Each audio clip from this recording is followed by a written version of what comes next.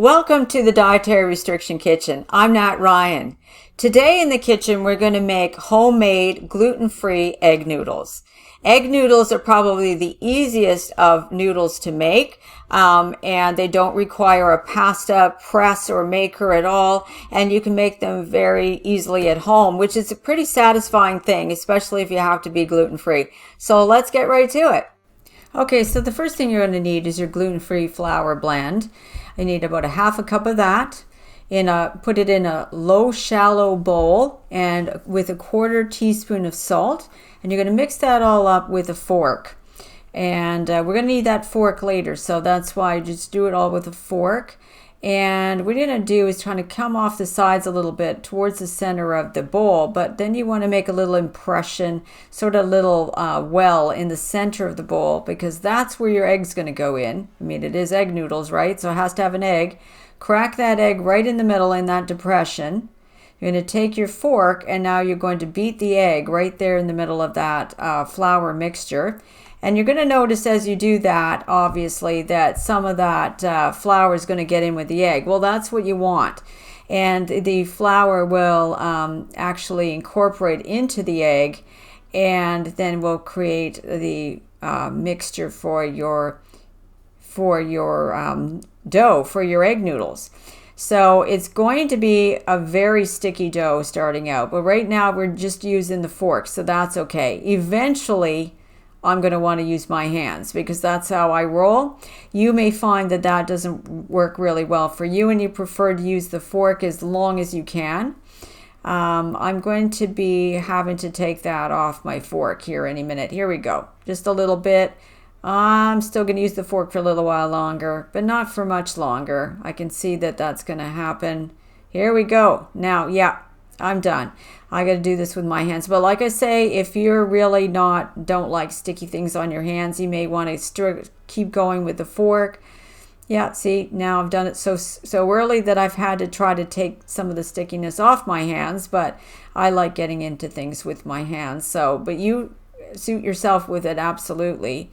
And you're going to find that it's going to be a sticky dough. Now, sometimes it's a little drier than you might think. So what I like to do sometimes too is just dump it on my work surface, because you're going to need a flat surface. So I just use my counter for that, cleaned, of course.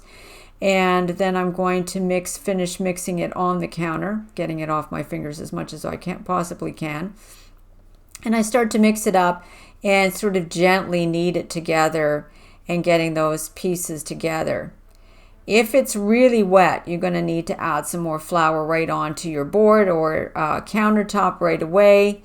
But otherwise, if it's still kind of got some dry bits to it, you can use those dry bits and start kneading those in rather than using extra flour at this point. So it really depends on how dry or wet your dough is at that point. So here we go. There's that now. Now I'm going to add some more flour.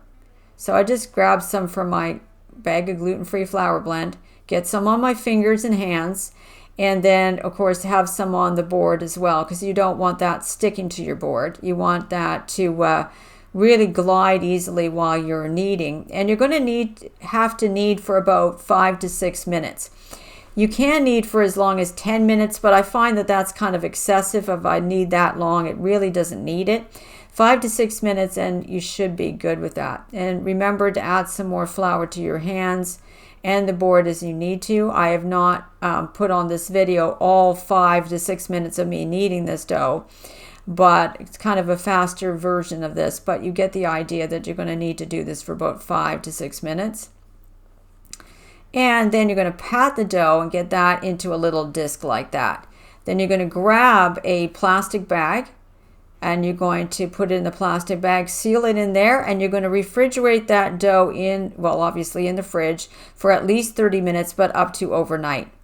Then you're going to take out your dough, put it out on your floured surface again, okay? Get enough flour underneath it there and on your rolling pin, and you're going to roll that dough out. Oh, let's move that bag of flour right out of my way. And so we're going to tamp down that dough. And we'll make sure that, it can move freely. You don't want the dough sticking to your board or your counter because if you do that, then you can't really manipulate it well. So make sure that you can move it. You do a couple of swipes with your rolling pin and then move that dough, or flip it over. I like to flip it over sometimes. And then just keep rolling it out. See, flip it over.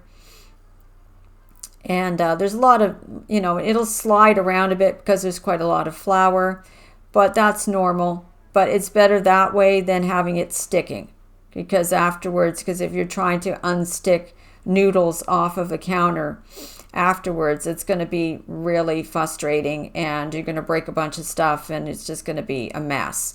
So better to be able to move that. And see, mine has split a little bit at the top there. Not to worry. This is, you're not putting this in a pie shell or anything. So that's perfectly fine. So once you've done that, now you're going to get your pizza wheel, cutter for your pizza, and you're going to cut the edges off your dough.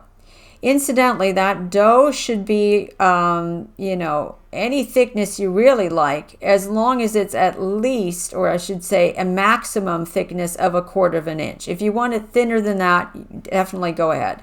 So now we've got a square or rectangular of dough. And what we're going to do is we're going to cut the pieces.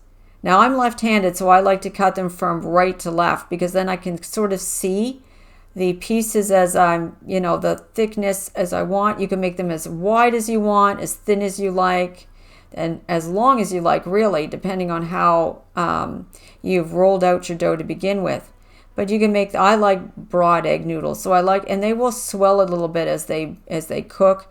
So, but I really like broad egg noodles, so I make mine pretty thick. But if you want to make little skinny ones, you go ahead and do that. Now, what I like to do is take the remnants of my dough, cut the edges off of those remnants, and then make noodle strips out of that as well.